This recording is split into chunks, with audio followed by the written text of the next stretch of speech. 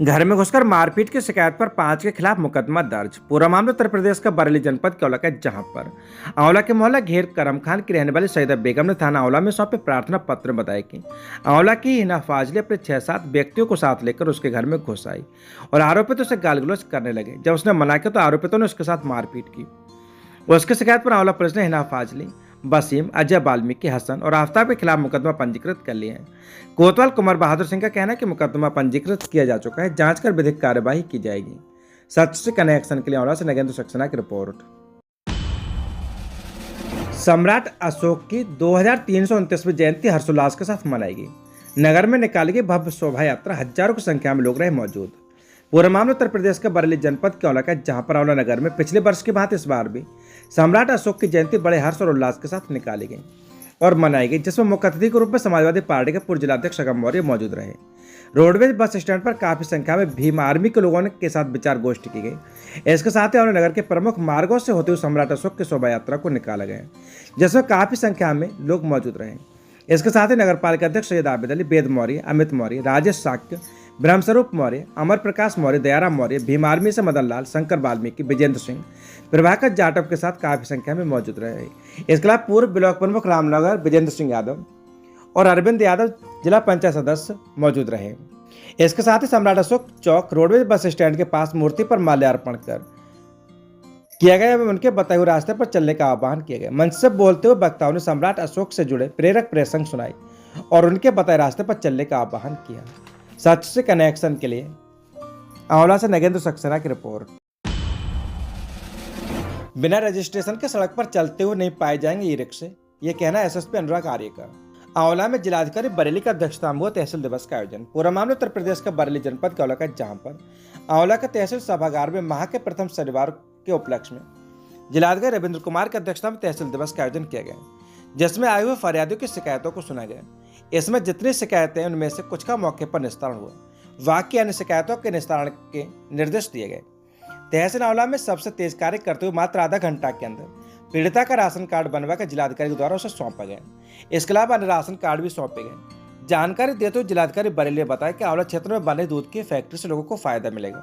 इसके अलावा उन्होंने खनगांव व श्याम की गौशाला का भी निरीक्षण किया, जहां पर सफाई को लेकर शिकायत मिली। उन्होंने उसके निस्तारण के दिशा निर्देश दिए। वहीं 4 लाभार्थियों को आयुष्मान कार्ड भी दिए गए। इसके अलावा उन्होंने कहा कि जिन गाँव में सर्वाधिक शिकायतें आती हैं उनके निस्तारण के लिए गाँव में कैंप लगाए जाए, जिससे कि लोगों की समस्या का समाधान हो सके। एसएसपी अनुराग आर्य ने जानकारी देते हुए बताया कि बहेड़ी, आंवला और फरीदपुर में परिवार परामर्श केंद्र का शुभारंभ किया गया है, जिससे कि टूटते और बिखरते परिवारों को जोड़ा जा सके। इसमें पब्लिक के लोग भी शामिल होंगे। ई रिक्शा चालकों को लेकर उन्होंने सख्त निर्देश देते हुए कहा कि बिना रजिस्ट्रेशन कोई भी रिक्शा सड़क पर चलता हुआ नहीं पाया जाएगा। अगर कोई ऐसा करता तो कड़ी कार्रवाई की जाएगी और जो ई रिक्शा जब्त किए जा चुके हैं, अगर वह उसके डॉक्यूमेंट नहीं दिखा पाते हैं तो वह उन्हें नहीं दिए जाएंगे। कोई नाबालिग रिक्शा चलाता हुआ पकड़ा गया तो उसके ड्राइविंग लाइसेंस 25 साल की उम्र पूरी होने तक नहीं बनेगा। इसके अलावा उन्होंने कहा कि बाकी सभी जगह शांति व्यवस्था बनी हुई है, कहीं पर किसी भी प्रकार की कोई उपद्रव की घटना नहीं है।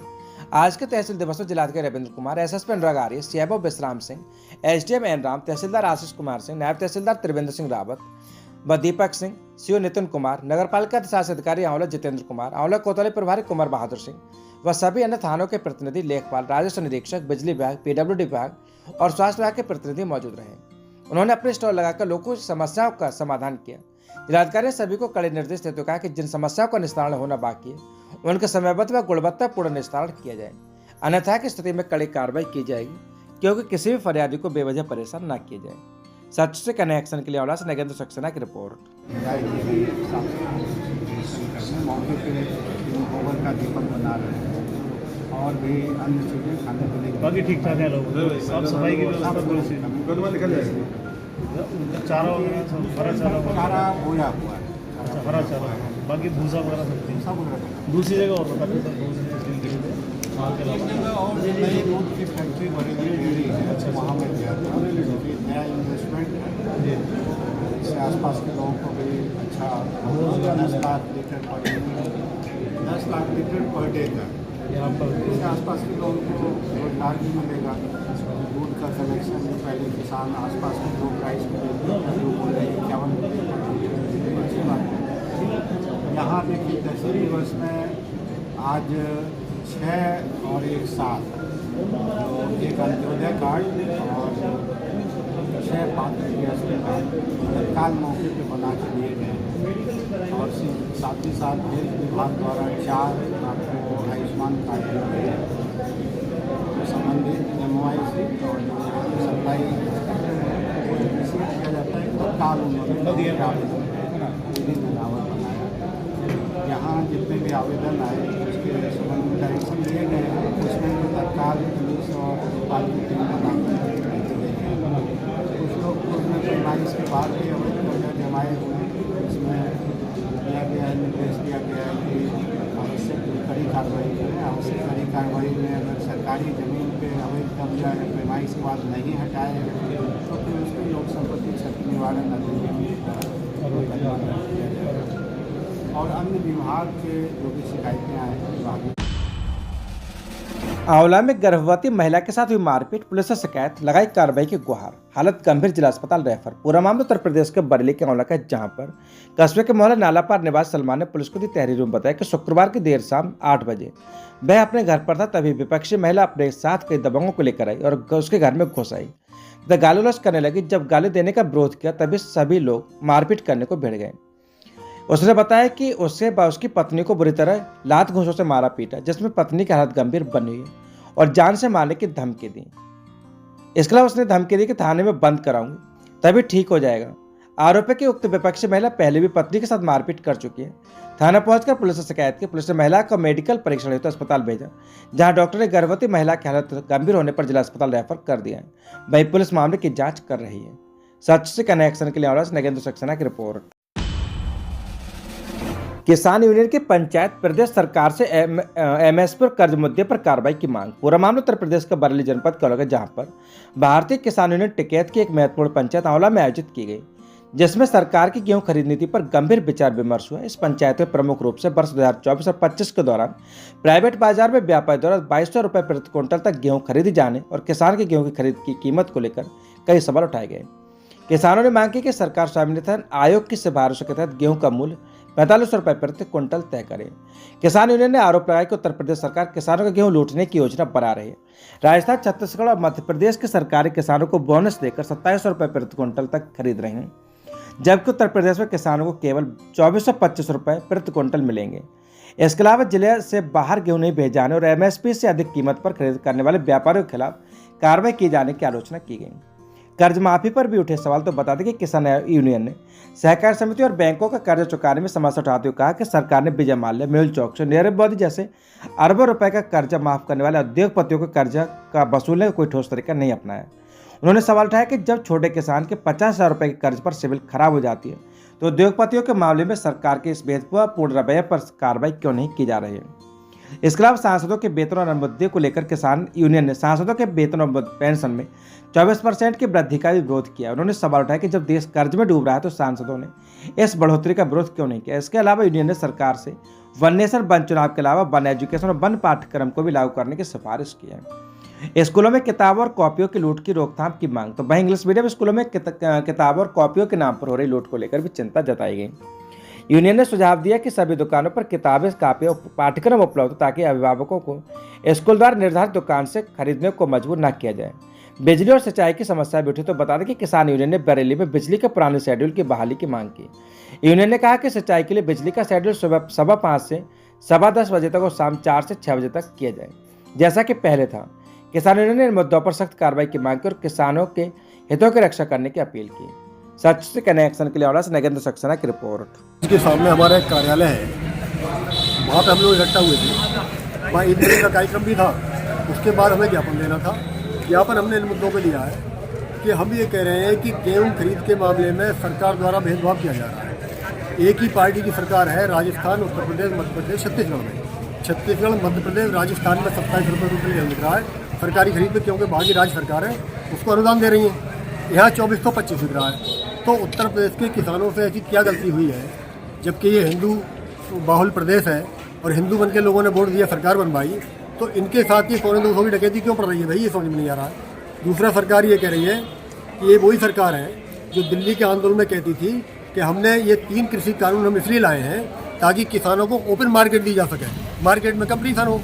आज वही सरकार कह रही है कि किसानों के गेहूँ जिला से बाहर नहीं जाएगा और कोई व्यापारी भी एमएसपी से अधिक में खरीदेगा तो उसके खिलाफ कार्रवाई होगी। भाई पहले तुम ओपन मार्केट दे रहे थे, पहले तुम कंपटीशन करा रहे थे देश में, कहते थे किसान अपने उपज को देश के किसी कोने बेच दे, आज कह रहे जिला से बाहर नहीं जाने दिया। तो ये दोगली नीति क्यों अपना रही है सरकार? इसके अलावा किसानों का जो कर्जे का मामला है, पूरे देश के किसानों में 10 लाख करोड़ कर्जा है कृषि का, 16 लाख करोड़ उद्योगपतियों को माफ कर दिया। इसके अलावा 1027 करोड़ रुपया अमित शाह के बेटे का माफ कर दिया, जय शाह का। वोडाफोन का 36,950 करोड़ माफ कर दिया। नीरव मोदी, मेहुल चोकसी, फलाने ठिकाने, विजय माल्या, सारे के सारे पैसा देश का लेके भाग गए। तो सरकार तो ईस्ट इंडिया कंपनी बना के देश को लुटवाने का काम कर रही है, वही माहौल क्रिएट कर रही है जो पहले अंग्रेजों ने किया था। जातीय लड़ाई, धार्मिक लड़ाई, धार्मिक उन्माद लगाना, ये सब कर रहे हैं।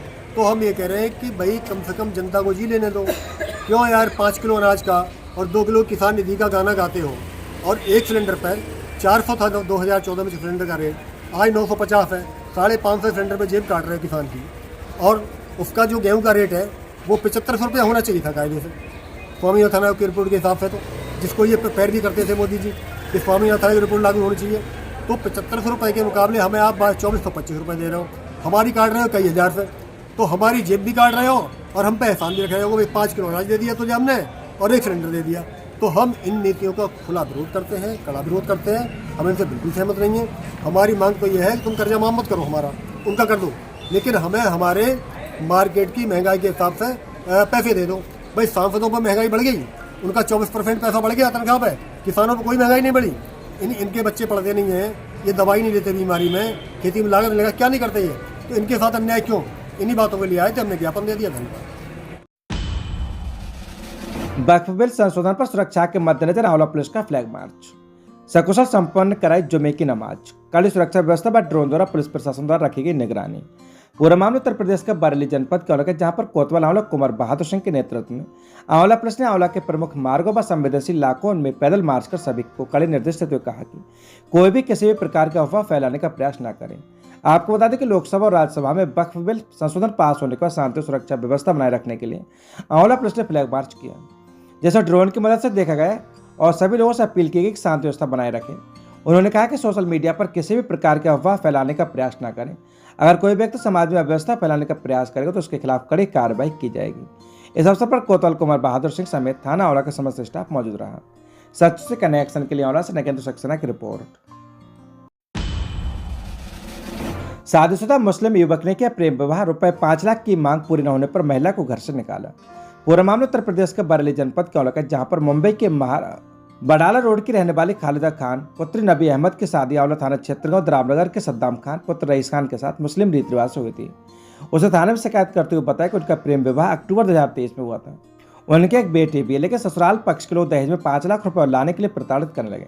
महिला ने इस पर ऐतराज जताया तो उसको प्रताड़ित किया जाने लगा। विवाहिता को पता चला कि वह पहले से शादीशुदा है और उसके 7 साल की एक बार 3 साल की एक बार 1 साल का पुत्र भी है।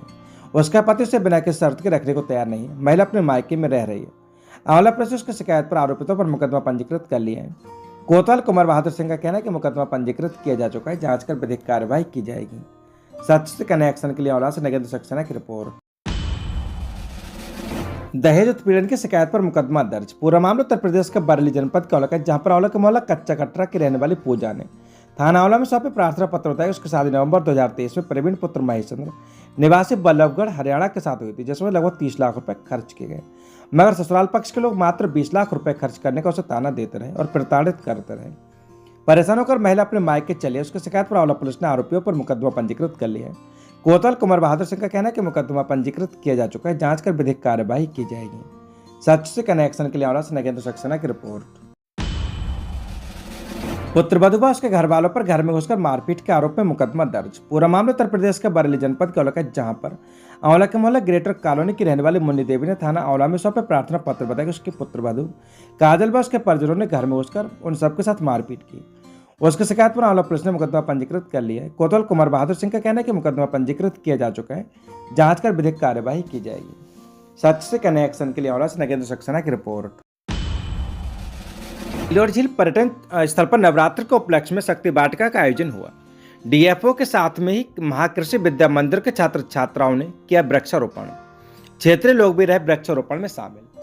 पूरा मामला उत्तर प्रदेश का बरेली जनपद का इलाका, जहां पर रामनगर ब्लॉक क्षेत्र के अंतर्गत गांव लीलोर झील पर्यटन स्थल पर नवरात्र के पावन पर्व के उपलक्ष्य में वृक्षारोपण किए गए। बताया गया कि लीलोर के प्रसिद्ध प्राचीन महाभारत कालीन लीलोर झील पर्यटन स्थल पर वन विभाग के डिस्ट्रिक्ट फॉरेस्ट ऑफिसर दीक्षा भंडारी और एसडीओ अपूर्वा पांडे ने लीलोर झील पर्यटन स्थल पर पहुंचकर वृक्षारोपण किया, जहां महर्षि विद्या मंदिर लीलोर बुजुर्ग के छात्र छात्राओं ने वृक्षारोपण किया। तो उधर प्राथमिक विद्यालय लीलोर बुजुर्ग के इंचार्ज अध्यापक अमन खंडेलवाल और शिक्षा मित्र विपिन कुमार सिंह ने भी वृक्षारोपण किया। उसके पश्चात क्षेत्र लोग भी वृक्षारोपण में शामिल हुए। भाजपा के वरिष्ठ नेता ठाकुर वीरपाल सिंह ने लीलोर झील पर्यटन स्थल अलखेश्वर धाम शिव मंदिर पर पहुंचे और वृक्षारोपण किया। डीएफओ दीक्षा भंडारी ने वन विभाग के अधिकारियों लीलोर झील पर्यटन स्थल को सुंदर बनाने के लिए लीलोर झील को चारों ओर जामुन के वृक्ष लगाने के निर्देश दिए। उसके डीएफओ दीक्षा भंडारी ने विरासत वाटिका का भी निरीक्षण किया और विरासत वाटिका की तारीफ करती हुई नजर आई। डीएफओ दीक्षा भंडारी साथ ही बताया गया कि यह शक्ति वाटिका आयोजन नवरात्र के उपलक्ष्य में किया गया।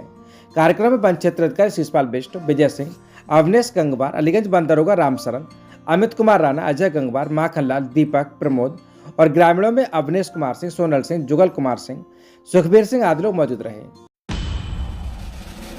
कस्बा सरौली के माता के मंदिर पर मां की अखंड ज्योति प्रज्वलित हुई, जिसमें अंतर्राष्ट्रीय हिंदू परिषद के जिलाध्यक्ष अनुपम शंकरदार, पवन हिंदू जिलाध्यक्ष राष्ट्रीय बजरंग दल ठाकुर अनिल सिंह राठौर, जिला महामंत्री राष्ट्रीय बजरंग दल प्रेमपाल मौर्य, जयपाल मौर्य सम्मिलित हुए। कार्यक्रम का आयोजन जिलाध्यक्ष नितिन पांडे हिंदू हेल्पलाइन ने किया एवं विवेक गुप्ता जिला महामंत्री हिंदू हेल्पलाइन, नगर अध्यक्ष मनबीर सिंह अंतर्राष्ट्रीय हिंदू परिषद, राष्ट्रीय बजरंग दल नगर अध्यक्ष अमित कोहली, नगर महामंत्री गौतम, प्रमोद, रंजीत, विक्रम, जितेंद्र, रवि, हिंदू राम निवास उपस्थित रहे। नगर सरौली में कार्यक्रम के उपरांत हरिबाबा मंदिर के प्रबंधक रविदत्त पांडे ने हरिबाबा मंदिर परिसर में आरती कार्यक्रम में हनुमान चालीसा का पाठ संपन्न कराया और सभी संगठन के पदाधिकारियों को आशीर्वाद भी दिया। सच से कनेक्शन के लिए ब्यूरो रिपोर्ट।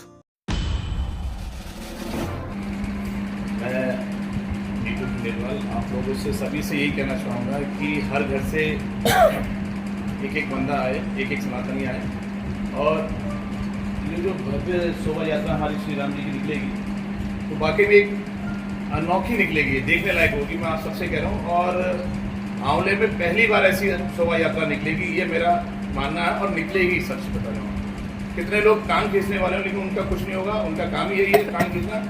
लेकिन आप सभी से मेरा ये कहना है कि हर लोग, आप लोग भी जो यहाँ आए हैं बच्चे लोग, वो सभी लोग आए और अपने साथ में 2-4 लोगों को लेके आए, दोस्त यार। हिंदू जागरण एवं स्वाभिमान सुरक्षा समिति हनुमत नगरी के तत्वाधान में भगवान श्री राम जी के जन्मोत्सव के उपलक्ष्य में एक भव्य शोभा यात्रा औला में निकाली जा रही है, जिसका मेन उद्देश्य, जैसा कि संगठन कहता है कि हमें समरसता लाना, हम लोगों को संगठित करना, सब लोगों को एक मंच पर आकर, क्योंकि सब हम सनातनी हैं, सारे सनातनी को संगठित होना, क्योंकि अब वो समय आ गया है कि हम बहुत बढ़ चुके, अब लोगों को संगठित होना है। जैसे कि हमारे माननीय मुख्यमंत्री जी ने कहा है, एक है तो सेफ है, बटोगे तो कटोगे। तो इस चीज़ को हमें ध्यान में रखते हुए सभी लोगों को सब चीज़ भुलाकर संगठित होकर संगठन का काम करना, संगठित होकर ईश्वरीय कार्य करना है। और इस यात्रा का मेन उद्देश्य यही है कि हम लोग भगवान श्री राम जी के जन्मोत्सव के उपलक्ष्य पर एक प्रण लें कि सारे लोग सारी छुआछूत भुलाकर संगठित होकर कार्य करें, जात पात को करो विदाई, हिंदू हिंदू भाई भाई। और इस यात्रा में एक चीज़ इस बार और आप लोगों को देखने में मिलेगी, क्योंकि इस शोभा यात्रा में हमने लोगों से व्यवस्था ली है, लोगों को व्यवस्था सौंपी और लोगों ने हमें व्यवस्था दी है। किसी से किसी भी प्रकार का कोई धन नहीं दिया, कोई धन संग्रह नहीं किया है। हम चाहते हैं कि ऐसी ही रीति आगे को बढ़े और भी अन्य संगठन जो भी इस तरीके का कार्य करें तो लोगों को व्यवस्था सौंपे और व्यवस्था ही हमें ले, क्योंकि धन कहीं ना कहीं संगठनों पे, कुछ संगठनों पे आरोप लगे हैं। तो मैं चाहता हूँ कि किसी पे भी इस तरीके का कोई आरोप ना लगे, व्यवस्था लोगों को सौंपे और उम्मीद है कि व्यवस्था हमें तो मिल रही तो उन लोगों को भी मिलेगी। धन्यवाद। सबसे पहले तो हमारा इस कार्यक्रम का मुख्य उद्देश्य है, जो हमारे हरपाल भाई साहब ने बुलाया, सारी जो जातियाँ बाणों में बटी हुई हैं, कोई छुआछूत की बीमारी लगी है, कहीं कुछ लगा हुआ है, इसको सबको एक मंच पे लाना, एक साथ लाना। और इसीलिए हमने आपकी सारी जो भी हमारी बिरादरियाँ हैं, जो जाटव समाज से हैं, चाहे वाल्मीकि समाज से हैं या ठाकुर समाज से हैं या वैश्य समाज से हैं या ब्राह्मण समाज से हैं, सबकी झांकियों का बंदोबस्त उनसे ही कराया गया है। उनसे कहा भी गया है कि आप लोग ज़्यादा से ज़्यादा मात्रा में वहाँ पर रहें। और दूसरे एक हमारा और प्रयास ये है कि इस शोभा यात्रा में प्रत्येक घर से कम एक व्यक्ति जरूर शामिल हो। अगर ज़्यादा शामिल हो रहे हैं बहुत अच्छी बात है, लेकिन कम से कम एक व्यक्ति जरूर शामिल हो, जिससे कि आपसी सामंजस्य का जो हमें अभाव दिखता है हर उसमें कि गिने चुने कोई 10-20 लोग रह जाते हैं, माला डाले हुए एक कार्टून की तरह नजर आते हैं, वो चीज़ खत्म हो। दूसरे हकपाल भाई साहब ने कहा था कि हमारी कोई पुरानी शिक्षा पद्धति जैसे कि जो हमारे गुरुकुल वगैरह चलते थे उस हिसाब से अभी कहीं कोई विद्यालय नहीं है। लेकिन मैं आपको बड़े उससे कहना चाहता हूं कि बहुत जल्दी ही मैं पुराना मंदिर प्रबंधक का भी कार्य देख रहा हूं, अपनी बहुत पुरानी तपोस्थली और मंदिर है, तो बहुत जल्दी ही हम एक 5 संस्कृत विद्यालय खोलने के मूड में है। उसके लिए अब थोड़ी सा अभाव है, धनाभाव है, कुछ और दिक्कतें हैं कि हमारे पास उसमें एक परिसर नहीं है जिसमें कि विद्यालय चल सके। तो हमारी कोशिश है और हम कुछ लोगों से संपर्क भी कर रहे हैं।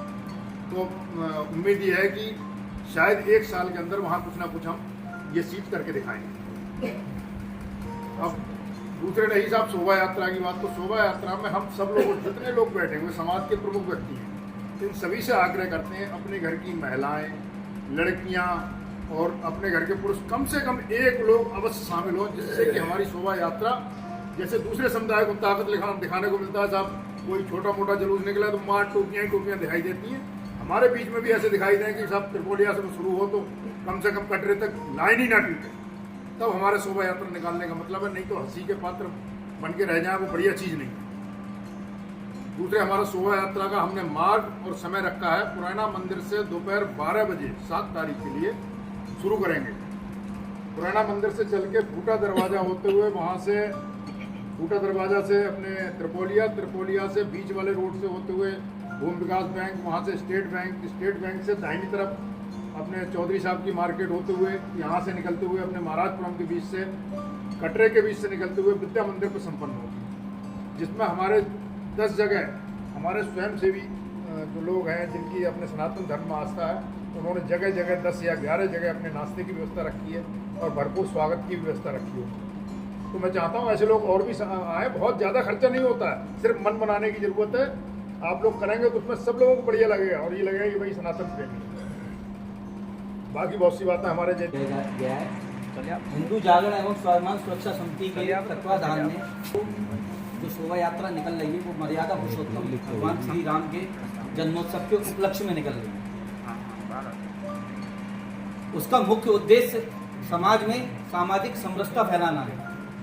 हमारे प्रभु श्री राम का संपूर्ण जीवन सामाजिक समरसता के भाव को ही प्रदर्शित किया उन्होंने पूरे जीवन में।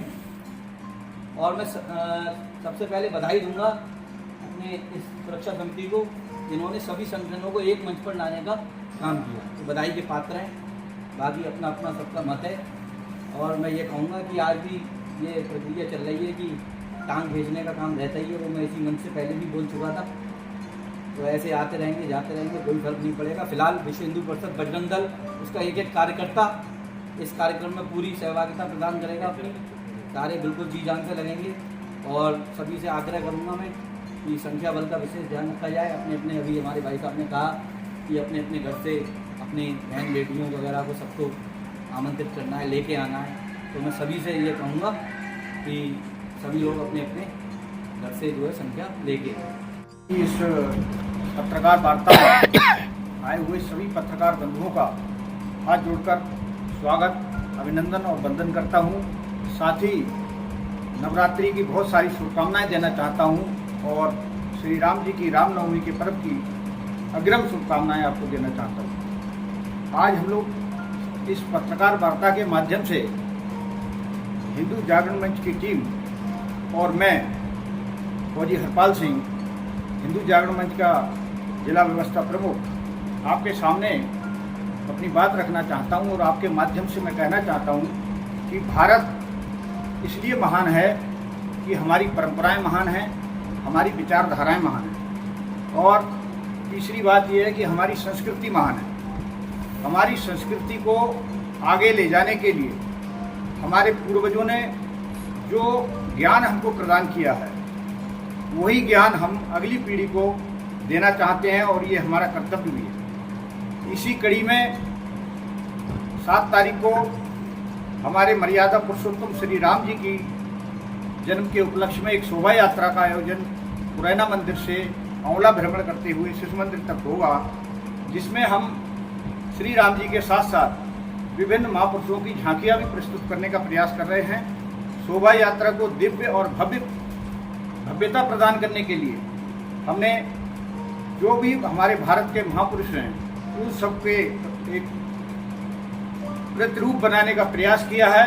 किसी न किसी माध्यम से हम अपनी पीढ़ी को ये जताना चाहते हैं कि हमारी जो विरासत है कितनी सुदृढ़ है और कितनी मजबूत है। हमारी आस्था भगवान श्री राम और भगवान श्री कृष्ण में है और मर्यादा के रूप में हम भगवान श्री राम जी को देखते हैं और 16 कलाओं से निपुण भगवान श्री कृष्ण के जो चरित्र है उस पर भी हम लोग अपना प्रकाश डालते हैं और उनके जन्मदिन को मनाते हैं। इसी कड़ी में श्री राम जी की जो शोभा यात्रा है उसके माध्यम से हमारे 2 उद्देश्य हैं कि एक तो हिंदू जो लोग भारत में रहते हैं विभिन्न जातियों में हम लोग पहले वर्णानुसार बांट दिए गए हैं, उन सबको एक मंच पर लाना और एकजुटता प्रदान करना हमारा उद्देश्य है। दूसरा, इसलिए जो हमारी विरासत है, हमारे वेद शास्त्रों का जो ज्ञान है उसको हम झांकी के रूप में प्रस्तुत करें, तभी तो हमारी आने वाली पीढ़ी उनको पहचानेगी और हमारे वेद शास्त्रों उपनिषद का जो ज्ञान है वो आगे सीखने का प्रयास करेगी। अगर हम उसको नहीं बताएंगे कि हमारी श्रीमद् भगवद गीता में क्या लिखा है और रामचरितमानस में क्या लिखा है, बड़े अफसोस के साथ ये कहना पड़ रहा है